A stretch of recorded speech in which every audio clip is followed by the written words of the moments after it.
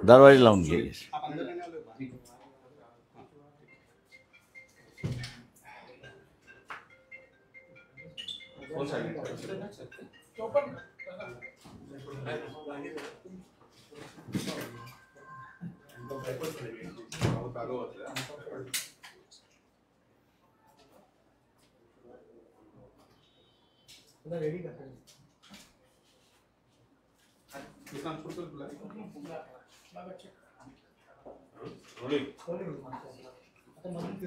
हा, वंचित बहुजन आघाडीच्या आजच्या या पत्रकार परिषदेमध्ये उपस्थित सर्व पत्रकार बंधू भगिनींचं मी पक्षाच्या वतीने हार्दिक स्वागत करतो.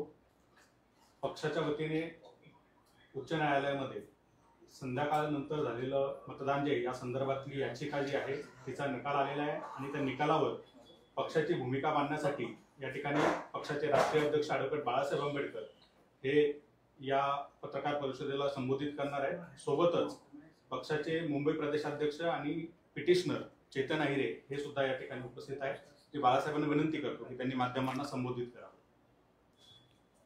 मुळात जे इलेक्शन पिटिशन चेतन अहिरे यांनी दाखल केलं होतं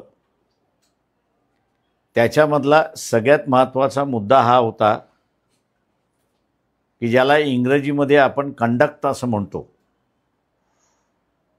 त्या कंडक्टच्या संदर्भात होता आणि त्याच्याचबरोबर हे इलेक्शन फ्री आणि फेअर झालं की नाही या तपासणीच्या संदर्भात होतं, अशी असणारी परिस्थिती आहे. हे पिटिशनमध्ये आम्ही असं म्हणालो होतो की फ्री आणि फेअर इलेक्शन झालेत, कायद्याने झालेलं आहे, नियमावलीने झालेलं आहे, हे माहिती घेण्यासाठी आम्ही दिल्लीमध्ये व्यंकट म्हणून आहेत, त्यांना RTI टाकायला सांगितला होता. त्यांच्या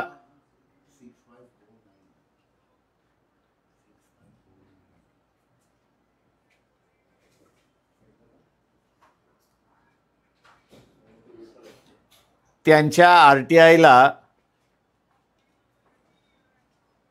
जे उत्तर आलेलं आहे ते उत्तर असं आहे की आपण मागितलेली माहिती ही उपलब्ध नाही. जी माहिती मागितली होती ती म्हणजे एकदा वेळ संपल्यानंतर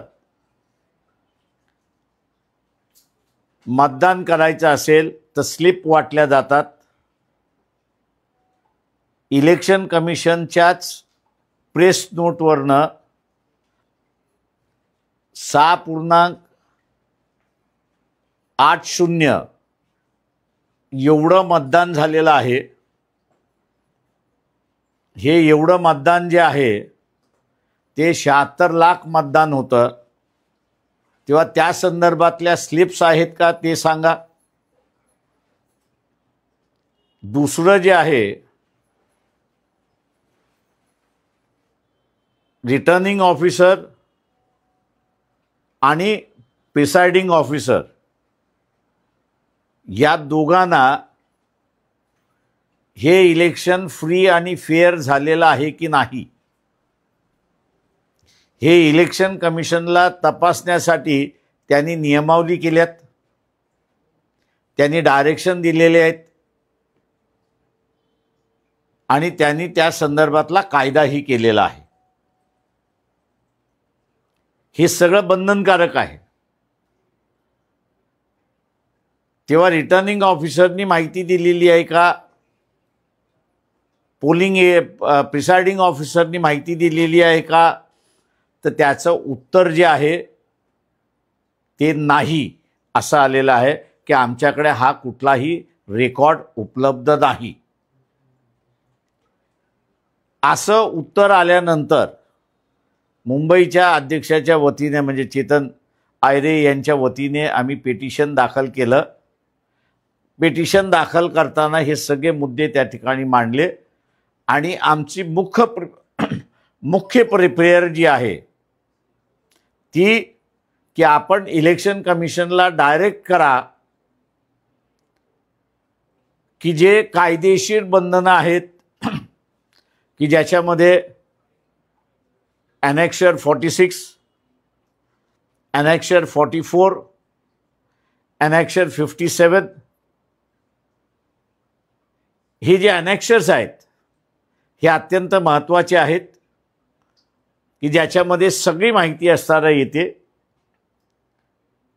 ते आपण ह्यांना आम्हाला द्यायला सांगा ही आमची मुख्य प्रेयर आहे।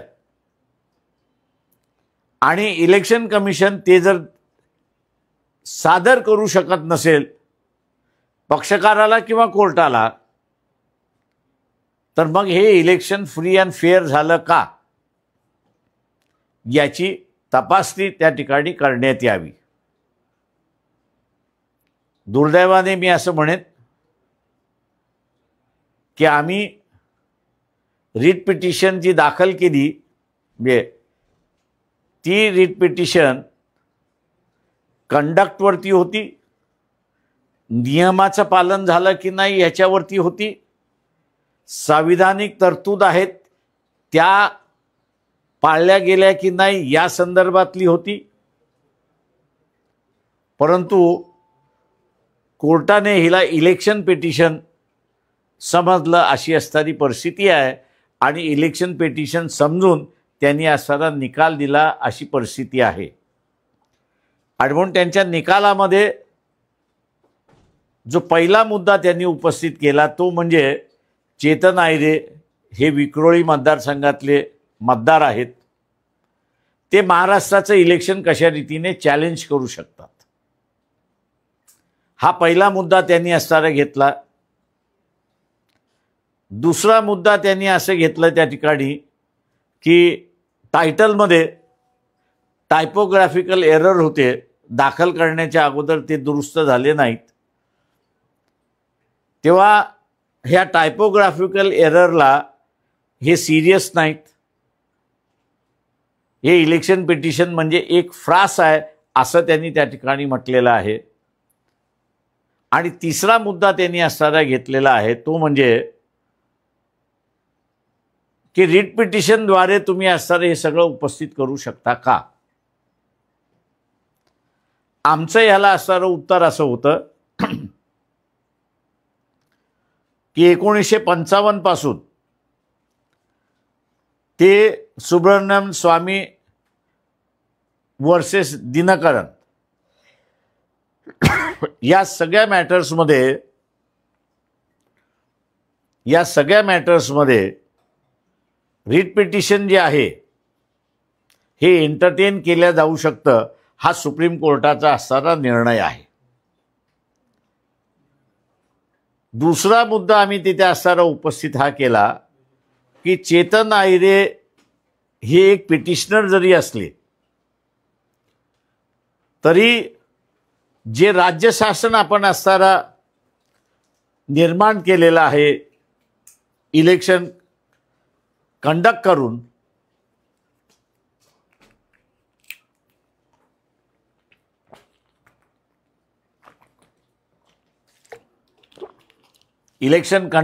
आपण असणारं जे शासन केलेलं आहे 5 वर्ष चेतन आयरे आणि या महाराष्ट्रातला नागरिक यांचं असणारं आयुष्य त्यांच्या हातामध्ये आहे।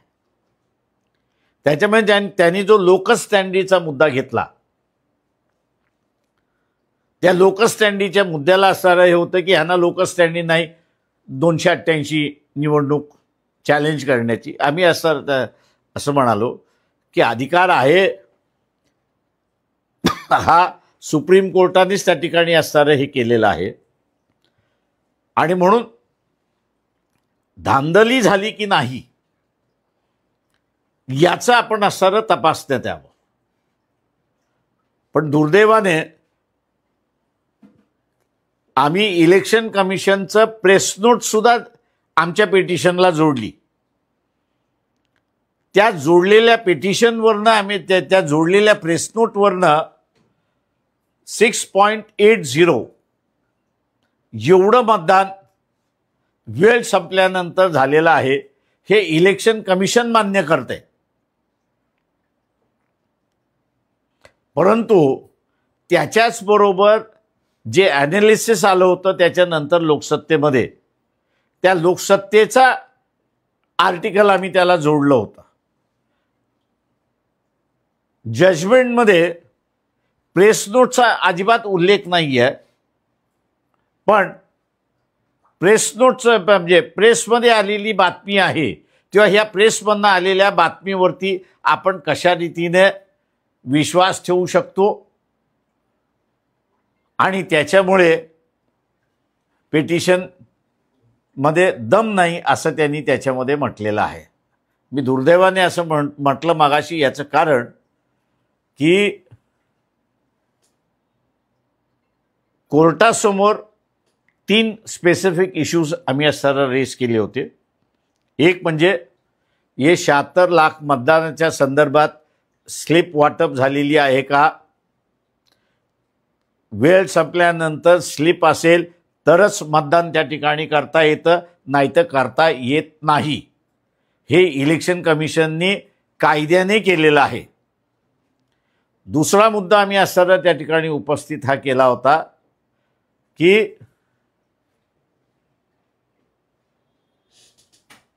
झालेलं मतदान आणि मोजलेलं मतदान 96 ठिकाणी जुळत नाही अशा असणाऱ्या बातम्या आहेत. RTI खाली आम्ही ती माहिती ज्यावेळेस विचारली त्यावेळेस ही माहिती आमच्याकडे उपलब्ध नाही असं इलेक्शन कमिशन त्या ठिकाणी म्हणत आहे. तेव्हा ही माहिती सुद्धा त्यांनी आम्हाला द्यावी आणि माहिती येत नसेल तर कोर्टाने मग एक्झामिन करावं आणि त्याच्यामध्ये रिप्रेझेंटेशन ऑफ पीपल्स ॲक्ट हा जो आहे 1951 सेक्शन 66 मध्ये असं नमूद करण्यात आलेलं आहे, पार्लमेंटने नमूद करण्यात आलेलं आहे की झालेलं मतदान हे 17C मध्ये येतं, त्या फॉर्मॅटमध्ये येतं आणि मोजताना त्या मशीनमधनं कमी अधिक मतदान आलं तर रिटर्निंग ऑफिसरची पहिली ड्युटी आहे की त्यांनी इलेक्शन कमिशनला कळवणं गरजेचं आहे. आणि इलेक्शन कमिशनने डायरेक्शन दिल्यानंतर मगच निकाल डिक्लेअर करता येतो. त्याच्यामुळे कायदेशीर प्रश्न आम्ही असा विचारला होता की इलेक्शन कमिशनला न विचारता अशा मतदारसंघातली जाहीर झाला असेल तर हे कायद्याला धरून आहे का याच्या संदर्भातला निकाल आपण त्या ठिकाणी द्यावा. तिसरा मुद्दा जो होता आमच्या ह्या सगळ्या याच्यामध्ये की हे संविधानाला धरून इलेक्शन आहे का, नियमाला धरून इलेक्शन आहे का, आणि जे नियमावली पार्लमेंटने केलेली आहे आणि जे नियमावली इलेक्शन कमिशनने केलेली आहे ती पाळल्या गेली का आहे का याचा आपण असं तपास घ्यावा. पण ह्यापैकी कुठल्याही गोष्टी जजमेंटमध्ये त्या ठिकाणी नाही.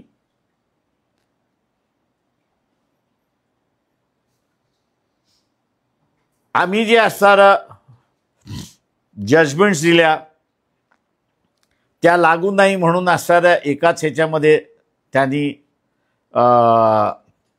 उडवून लावलं आणि या पिटिशनमध्ये दम नाही म्हणून त्यांनी रिजेक्ट करून टाकला अशी असणारी परिस्थिती आहे. पण रीट खाली हे प्रश्न उपस्थित करता येतात का हा जो महत्त्वाचा होता त्याचं त्यांनी उत्तरच त्या ठिकाणी दिलेलं नाही. माझं म्हणणं असं आहे त्याच्यामध्ये की या माहितीच्या अधिकाराखाली माहिती मिळते, पण ती नाही मिळाली तर कोर्टामध्ये आपण असताना जातो आणि कोर्टाकडून ती असताना माहिती आपण त्या ठिकाणी मागतोय. दुर्दैवाने याचा परिणाम आता अनेक निर्णयावरती होण्याची शक्यता आहे आणि त्याच्याचबरोबर ज्याला कोणाला कोर्टामार्फत माहिती पाहिजे त्याला हे जजमेंट त्या ठिकाणी दाखवल्या जाईल आणि माहितीच्या अधिकाराला टाळं लावण्याचा कामकाज त्या ठिकाणी झालाय अशी असणारी परिस्थिती आहे. दुसरं महत्त्वाचं याच्यामध्ये की इलेक्शन कमिशन ज्यावेळेस स्वतःहून म्हणतंय की बाबा 76 लाख मतं इलेक्शन नंतर झालेली आहे, म्हणजे वेळ झाल्यानंतर झालेली आहेत. कोर्टाची पहिल्यांदा ड्युटी आहे ते एक्झामिन करणं, ट्रायफल मॅटर्समध्ये न जाणं, ते एक्झामिन करणं की हे कायदेशीर झालं आहे की न झालं आहे. त्याच्यामध्ये अजिबात कोर्ट गेलेलं नाही अशी परिस्थिती आहे. याचं असणारं मी म्हणेन चॅनल असेल, वर्तमानपत्र असतील, एडिटर्स असतील, या सगळ्यांना माझी असणारी विनंती आहे की हे वंचित बहुजन आघाडीचं व्यक्तिगत भांडण नाही.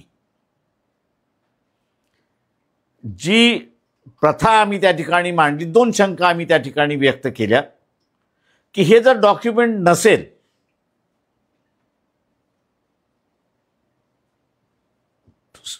वेळ संपल्यानंतर जे मतदान झाले त्याच्या संदर्भात डॉक्युमेंट नसेल तर आम्ही 2 शंका तिथल्या असणाऱ्या व्यक्त केल्या. एक म्हणजे जे इलेक्शन कंडक्ट करत होते त्यांनीच वेळ संपल्यानंतर बटणं दाबायला सुरुवात केली नाही का?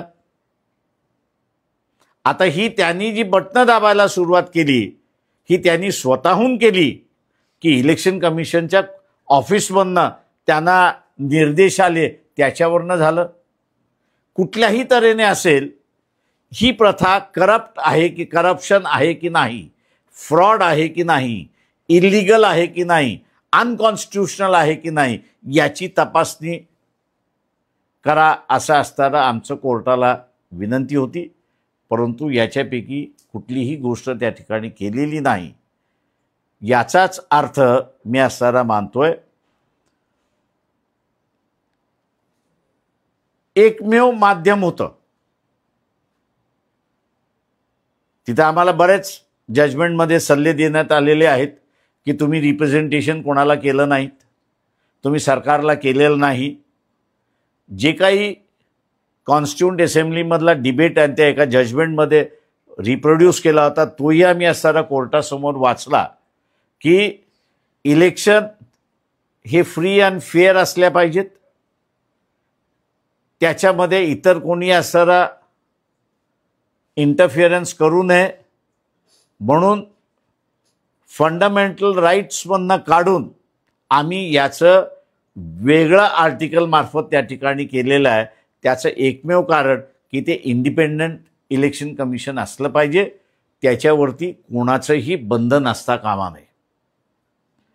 त्या अर्थी जजमेंटमध्ये आम्ही गव्हर्नमेंटकडे गेलो नाही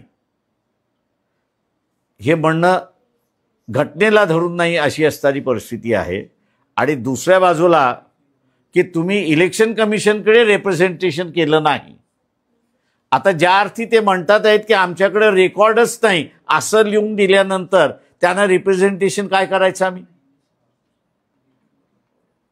आणि रिप्रेझेंटेशन तुम्ही केलं नाही हा एक मुद्दा धरून पुन्हा असणारं पेटिशन रिजेक्ट करण्यात आले अशी परिस्थिती आहे. माझं आपलं सगळ्यांना म्हणजे इथल्या सगळ्या मीडियामधल्या लोकांना असणारं विनंती आहे की दिस इज अ बिगिनिंग की इलेक्शन प्रोसेसमधलं फ्रॉडलंट मेथड यूज करणं ह्याला अभय मिळालेला आहे. आणि तेव्हा अभय न राहता प्रोसेस कोर्टाने चेक केली पाहिजे असं आपल्याला, म्हणजे कोर्ट हे एकमेवच चेक आहे असं मी त्या ठिकाणी मानतोय. दुसरं कोणीच त्या ठिकाणी चेक नाही. त्याच्यामुळे हे चेक करणारं यंत्रणा हीच जर असणारं निष्कामी झाली असेल तर माझ्या अंदाजानं पुढच्या इलेक्शनबद्दल न बोललेलं बरं अशी असणारी परिस्थिती आहे. तेव्हा तेही मॅनिप्युलेट होऊ शकतात अशी परिस्थिती आहे. सर, विरोधकांचा आरोप आहे की आपण हिंदीमध्ये अगोदर देऊ मग तुम्ही. पहिला आपण 2-4 मराठीत प्रश्न विचारू नंतर हिंदीमध्ये सरळ प्रश्न विचारू. बर. वर्तमानपत्रांच्या बातम्यावर आपण ही जी याचिका आहे आपण केली आहे, आपल्याकडे काही ऑथेंटिक डेटा जो नव्हता असा आरोप आहे. मी म्हणून म्हणालो की एक्झिबिट ए आमचं जे आहे त्या एक्झिबिट ए मध्ये पहिल्यांदा प्रेस नोट आहे. कोणाची? ते इलेक्शन कमिशन ऑफ इंडियाची. हे 6.80 अधिकृतरित्याने 6 नंतर मतदान झालेलं आहे. हा आकडा सुद्धा म्हणजे हा फिगर सुद्धा जो ह्याच्यामध्ये कोट केलेला आहे जजमेंटमध्ये, तोही इलेक्शन कमिशनचा आहे. आम्ही जी असताना प्रेस नोट जोडलेली आहे ती प्रेस नोट ह्या 76 लाख मतदानाचं एक्सप्लेन करणारी आहे. ती नाही, ती प्रेस नोट नाही, सॉरी, ते आर्टिकल लोकसत्तेमध्ये आलेलं आहे. तेव्हा प्रेस नोटला, इलेक्शन कमिशनच्या प्रेस नोटला जजमेंटमध्ये बगल देण्यात आलेली आहे आणि लोकसत्तेमधला आर्टिकल जे आहे त्याला ग्राह्य धरण्यात आलेला आहे. आपल्याकडे 70 लाखांचा जो आकडा आहे तो अखबारमध्ये आलेला नाही, तो इलेक्शन कमिशनच्या प्रेस नोटमध्ये आलेला आहे आणि इलेक्शन कमिशनने स्वतःहून त्याच्यामध्ये तो फिगर दिलेला आहे. न्यायालयाची टिप्पणी आहे आपल्यावर की बहुमूल्य वेळ तुम्ही त्यांच्या हे केला. माझं म्हणणं असं आहे की आम्ही वेळ वाया घालवला आहे असं जर कोर्टाचं म्हणणं आहे तर तुम्ही असताना काय एक्झामिन केलं आमचं? कोर्टाने आम्ही हे 3 इलेक्शन कमिशन स्वतःहून म्हणतंय की 76 लाख मतदान झालेलं आहे. इलेक्शन कमिशन स्वतःहून म्हणते की आमच्याकडे असणारा रेकॉर्ड नाही. आमचा उलटा सवाल आहे कोर्टाला की हे 2 तपासतं तुमचा अधिकार तुम्हालाच दिलेला आहे, इतर कुठल्याही एजन्सीला दिलेला नाही. वेळ घालवण्याच्या ऐवजी मी असं म्हणेन की कोर्टाने तपासण्याच्या ऐवजी भलत्याच कुठल्या तरी प्रश्नावरला धरून त्यांनी असणारं हे रिजेक्ट केलेलं आहे. माहितीचा अभाव होता का? म्हणजे आपली जी याचिका होती त्यामध्ये माहितीचा अभाव होता? त्याचा माहितीचा अभाव नाही. प्रश्न असा आहे, 2 गोष्टी आहेत त्याच्यातल्या. एक, इलेक्शन कमिशन हे इंडिपेंडंट बॉडी आहे. तेव्हा आम्हाला जे उत्तर मिळालं होतं आणि प्रेस नोट जी आहे, म्हणजे इलेक्शन कमिशनची प्रेस नोट जी काढलेली आहे, हे दोन्हीही चीफ इलेक्शन कमिशन आणि कमिशन यांनी काढलेले आहेत. त्याच्यामुळे त्यांच्या पुढे कोणी अधिकारी आहे असं अजिबात नाही. त्याच्यामुळे त्यांच्या पुढचा अधिकारी जो आहे ते हायकोर्टच आहे, दुसरं कोणीच नाही आहे. उदय वरोजीकर हे म्हणाले की तुमचा जो फॉर्मॅट होता याचिकेचा तो चुकीचा होता. असे फॉर्मॅट चुकीचा आहे की बरोबर आहे, मला वाळुंजेकरांचं मला माहिती आहे की त्यांनी काय म्हटलेलं आहे. त्यांना तिथेच उत्तर दिलं होतं की तुम्ही असणारं अपील का म्हणजे ज्याला हे म्हणतो आपण की या माहितीच्या विरोधात तुम्ही अपील का केलं. जिथे हायेस्ट ऑफिस आम्हाला सांगते की आमच्याकडे डॉक्युमेंट नाही, मग कोणाकडे अपील करायचं? ते अपील जे आहे ते हायकोर्टच आहे. आणि म्हणून मी म्हणाल की आमची मेन प्रेयर जी आहे ते direct the election commission to supply these documents. 19 मतदारपेक्षामध्ये जास्त मतदान झालं मतदान यादीपेक्षा, याचा आधार काय होता? इलेक्शन कमिशनचाच रेकॉर्ड आहे. सर, आता तुम्ही पुढे काय करणार आहात? सुप्रीम कोर्टमध्ये तुम्ही अपील करणार आहात? दुसरा फोन घे.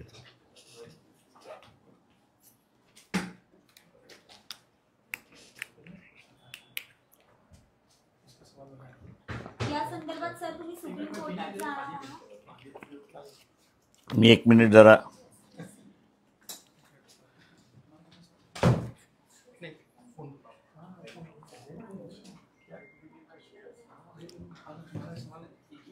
एक मिनिट मी तुम्हाला त्याचं फॅक्च्युअल हे देतो, म्हणजे मग तुम्हाला हे होईल.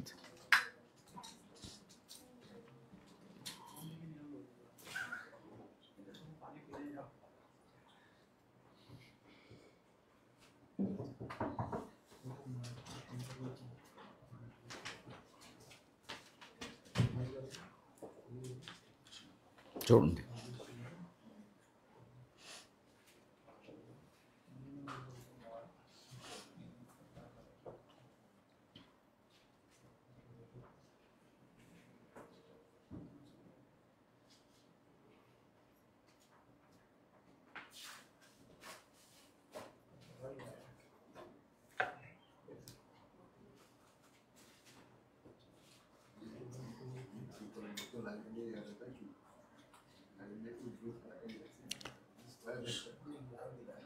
माझ्या पेटिशनचं असणारं एक्झिबिट ए तुम्ही झूम इन करू शकता. आपण कॉपी घेऊ नंतर. की ते इलेक्शन कमिशन ऑफ इंडियाचं प्रेस नोट आहे 20/11/2024ची आणि 20/11/24च्या पेजवरती त्यांनी जिल्हावार टर्नआउट किती झालेला आहे त्याची माहिती दिलेली आहे. त्याच्यानंतर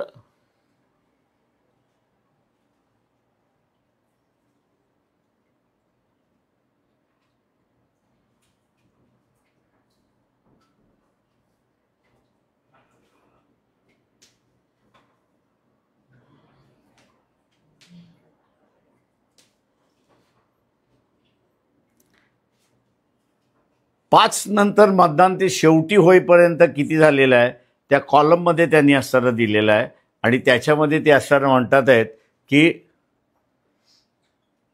6.80% मतदान हे 6 नंतर झालेलं आहे. त्याच्यामुळे इलेक्शन कमिशनचाच डॉक्युमेंट आम्ही असणारं कोर्टापुढे प्रोड्यूस केलेलं आहे, पण त्याच्यावरती कोर्ट रिअलाईज झालेला नाही. पण त्याच्या खाली आम्ही असणारा जी प्रेस नोट आर्टिकल दिलेला आहे तेही आपण बघू शकता. त्या 27 लाख मताचा उल्लेख उखल असं जे आहे ते जोडलेलं आहे. त्याला असणारं कोर्टाने महत्त्व देऊन निर्णय दिला आहे असं आम्ही त्या ठिकाणी मानतो. सर एक मराठीचा प्रश्न की पुढे तुम्ही सुप्रीम कोर्टात जाणार आहात का? हो, आम्ही असणारं याच्यामध्ये सुप्रीम कोर्टामध्ये जाणार आहोत.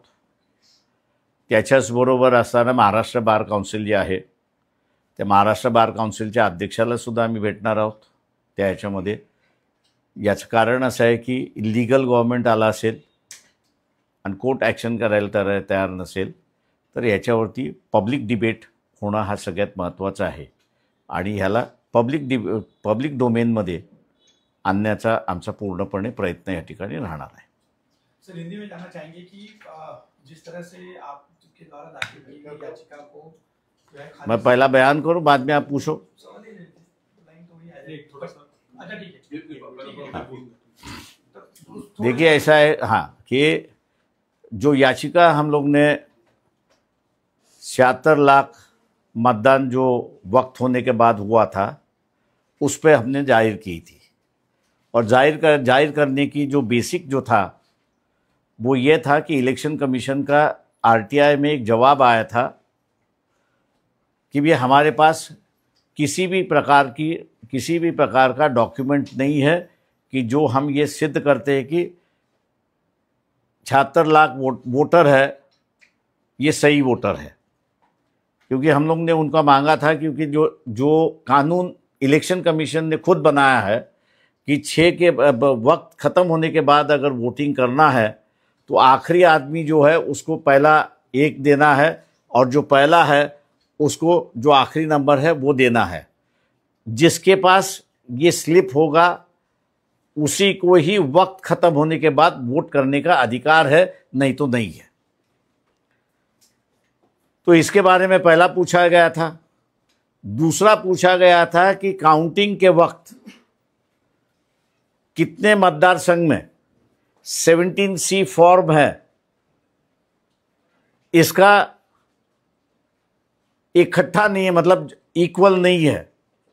काउंटिंग में ज़्यादा है या कम है या पोलिंग जिस दिन हुआ है उसका जो फॉर्म 17C है वो दोनों मैच नहीं हो रहा है. ये कितने कॉन्स्टिट्यूंसीज है उसकी जानकारी दीजिए. ये दोनों जानकारी जो है वो इलेक्शन कमीशन कह रहा है कि हमारे पास नहीं है और हमको मिली ही नहीं है. ऐसी एक परिस्थिति है. हमारी जो याचिका है वो ये कह रही है कि भैया ये रिकॉर्ड कंपलसरी है रखना, कानून के मुताबिक कंपलसरी है. अगर कानून के मुताबिक ये कंपलसरी रिकॉर्ड अगर नहीं रखा होगा तो क्या वक्त खत्म होने के बाद जो वोटिंग हुआ है, ये सबसे बड़ा इलेक्शन फ्रॉड है क्या, गैर कानूनी है क्या, अनकॉन्स्टिट्यूशनल है क्या, इसका कोर्ट ने जांच करनी चाहिए। ऐसी हम लोग की याचिका यहाँ पर थी, लेकिन कोर्ट ने जो है इस याचिका के मुद्दों को अपने जजमेंट में चर्चा में कहीं लाया नहीं है, और जो चीज़ें छोटी मोटी है, गलतियां होती रहती है पिटीशन दाखिल करते समय, तो उन छोटी मोटी गलतियों को उन्होंने बड़ी गलती कहा और कहा कि नहीं, ये पिटीशन हम लोग रिजेक्ट करते हैं क्योंकि इससे कोई मतलब नहीं है, और ये कह दिया कि भी अधिकार नहीं है। सवाल ये है कि एक व्यक्ति पिटीशन अगर डालता है तो सुप्रीम कोर्ट खुद ही कहता है कि he starts the ball rolling as far as law is concern, और उसी को ये चैलेंज कर रहे हैं कि चेतन आयरे एक ही व्यक्ति है कि जो 288 कॉन्स्टिट्यूंसीज को चैलेंज कर रहा है, वो 28 कॉन्स्टिट्यूंसीज के रिजल्ट को चैलेंज नहीं कर रहा है। पिटीशन जो हमारी चैलेंज कर रही है, क्या आपने नियम के मुताबिक इलेक्शन कंडक्ट किया है, क्योंकि फ्री एंड फेयर इलेक्शन ये basic feature of the constitution है। अगर किसी को ये देखना है तो panthers party versus union of India supreme court का जजमेंट है कि जिन्होंने कहा है कि पार्लियामेंट्री डेमोक्रेसी और फ्री एंड फेयर इलेक्शन ये basic feature of the constitution है। अगर basic feature of the constitution free end fair election अगर कोर्ट एग्जामिन करने के लिए तैयार नहीं है, तो मैं ये समझता हूँ कि आने वाले दिनों में जो लोकसभा के चुनाव होंगे, विधानसभा के चुनाव होंगे, लोकल बॉडीज़ के चुनाव होंगे, ये एक तरीके से कंडक्ट जो कर रहे, मतलब जो अमल कर रहे हैं, इनको एक तरीके से लाइसेंस मिला है कि आप कैसे भी बर्ताव करिए, आपने जिस तरह से बर्ताव किया है वो कोर्ट का विषय नहीं हो सकता है। इसलिए मैं कहूँगा कि ये काफ़ी बड़ा डेंजरस डिसीजन दे दिया है कि जिस पर हम लोग इसको पब्लिक डोमेन में ले आने की बात करते हैं। सुप्रीम कोर्ट में इसमें अपील तो होगी, लेकिन महाराष्ट्र बार काउंसिल के जो अध्यक्ष है उनसे भी हम लोग कहेंगे कि भैया बार ने भी इस पर टिप्पणी करनी चाहिए, चर्चा करनी चाहिए और अपनी राय देनी चाहिए। ऐसा हम लोग उनसे भी आग्रह करेंगे। सर, सवाल यह है कि कोर्ट ने एक बहुत टिप्पणी जो है, सख्त टिप्पणी आप पर करते हुए कहा कि ये जो याचिका थी इसने कोर्ट का समय बर्बाद किया है। इस याचिकाकर्ता के ऊपर तो फाइन लगाना चाहिए था, लेकिन हमने उसे फाइन नहीं लगाया। इस पर क्या कहें? मैं ये कहूँगा कि कोर्ट पे अगर हिम्मत होती तो वो लगाते। पिटिशनर यही कह रहा है कि भैया अगर इतनी ही गैर कानूनी अगर पिटीशन है तो ये गैर कानूनी कैसी है, ये बताओ।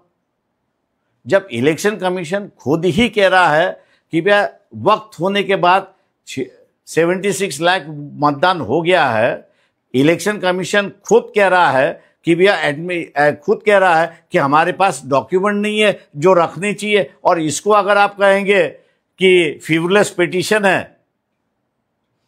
तो मैं यही कहूँगा कि जो चोरी हुई है, ये जजमेंट जो है उन चोरों को जो है पनाह दे रही है। सवाल ये भी है कि लोकसभा चुनाव का विधानसभा चुनाव की कंपैरिजन की भी बात कोर्ट ने पूछी थी कि क्या लोकसभा चुनाव में 6 बजे के बाद वोटिंग नहीं हुई थी क्या? अगर ये परंपरा सवाल ये है उस पे वोटिंग पर सवाल आप लोग क्यों खड़े कर रहे हैं? सवाल ये है कि जो इलेक्शन कमीशन का डेटा आता है उसी पर ही सवाल उठाए जाएंगे। लोकसभा के वक्त जो है इलेक्शन कमीशन का कहीं भी डेटा ये नहीं कहता है कि 6 बजे के बाद हुआ है। कोर्ट अपनी बात ना करे, जो तथ्य है उस तथ्यों पर ही जजमेंट आना चाहिए। और तथ्य यह है कि इलेक्शन कमीशन खुद कबूल कर रहा है कि वक्त खत्म होने के बाद 76 लाख वोट हो चुका है। जो कतार में थे वो लोग आखिर में आए। सब कतार में आए वो लोग बराबर है, लेकिन उनको भी वोट देने का एक नियमावली इलेक्शन कमीशन ने खुद बनाई है, और ये कहा है कि जब तक उसके पास स्लिप नहीं है कि वो कतार में खड़ा है, तब तक उसको वोट देने का अधिकार नहीं है। और प्रिसाइडिंग ऑफिसर और रिटर्निंग ऑफिसर पर यह जिम्मेदारी डाल दी है उन्होंने कि ये स्लिप जो है वो आपको संभालना है और इलेक्शन कमीशन को सबमिट करना है। अगर ये इस बात इलेक्शन कमीशन खुद कह रहा है कि हमारे पास कोई रिकॉर्ड नहीं है, तो आप इसको फ्यूवलेस कैसा कहेंगे? ये फ्यूवलेस कैसा है? इसलिए हम कह रहे हैं कि अगर कोर्ट को लगता है फ्यूवलेस तो उन्होंने फाइन लगाना चाहिए था। सर, इस मुद्दे पर जो हाईकोर्ट की ऑर्डर कॉपी उसमें पैरा नंबर 23 देखें तो उसमें इस बात का जिक्र किया कि जो पोलिंग ऑफिसर है he hasn't raised any concern in any of the seats. So how is it that this petitioner is raising this doubt on what basis? And it is calling it as an absurd doubt. सवाल ऐसा है कि presiding officer खुद ही चोर है और court ये expect कर रहा है कि जो चोर है वो कबूल करे कि मैंने चोरी की।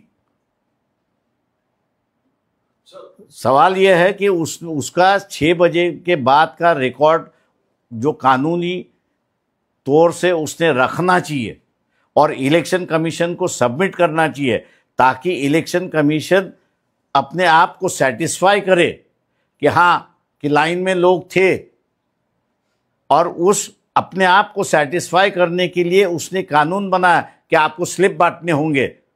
अगर बांटा नहीं है तो आप ये इन बातों की जिक्र जो है वो पहले पैराग्राफ में कोर्ट ने किया है, लेकिन उस पर कोई टिप्पणी नहीं है कोर्ट की। लेकिन लोकसभा में भी तो ये हुआ होगा कि आखिर सवाल ऐसा है कि हुआ है, सवाल ऐसा है कि लोकसभा में हुआ है नहीं हुआ वो जाने। उस वक्त तो सवाल ऐसा है कि उस वक्त हुआ ही नहीं है तो कहां से सवाल आएगा? कोर्ट अपनी तौर से थोड़ी मर्जी से कुछ बात ले आएगा। जब हुआ ही नहीं है तो हुआ ही नहीं है, जब हुआ है तब आपके सामने लोग आगे हैं। विपक्ष का आरोप है कि कुछ अखबारों की जो आर्टिकल्स थे उसके आधार पर आपने ये जो है याचिका, मैंने आपके सामने मैं सभी चैनल वालों को कहूँगा कि जो डॉक्यूमेंट्स मैंने अपने पिटीशन में जोड़े हुए हैं और जिस डॉक्यूमेंट का जो एक कॉपी मैंने आप लोगों को भेजी है उसमें से 24/11 मेरे ख्याल से प्रेस नोट इलेक्शन कमीशन की है, वो हमारी प्रेस नोट नहीं है,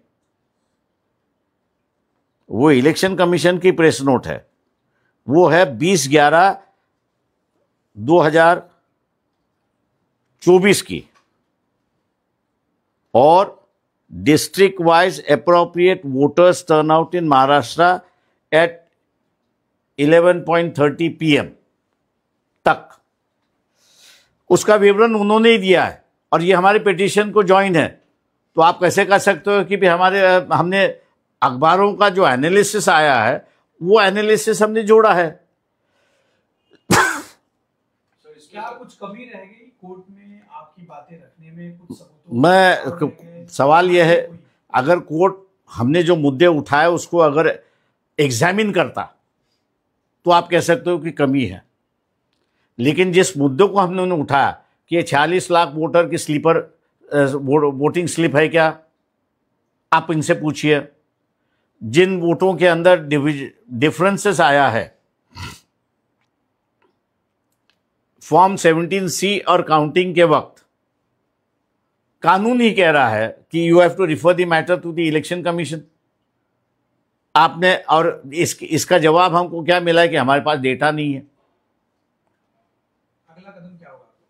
हम जो है अभी मैंने जैसे कहा कि हम लोग सुप्रीम कोर्ट तो जाएंगे इस मामले में, लेकिन ये इशू हम लोग पब्लिक डोमेन में ले आएंगे, क्योंकि ये जजमेंट जो है जो अधिकारी इलेक्शन कंडक्ट करता है उसके पूरी लाइसेंस मिली है कि वो जैसे चाहे वैसे कंडक्ट करे, कानून की कोई पाबंदी उस पर लगेगी नहीं। ये जो अहम मुद्दा उसमें उभर के आया हुआ है, ये मेरे ख्याल से हम लोग पब्लिक डोमेन में ले जाएंगे और सुप्रीम कोर्ट भी ले जाएंगे।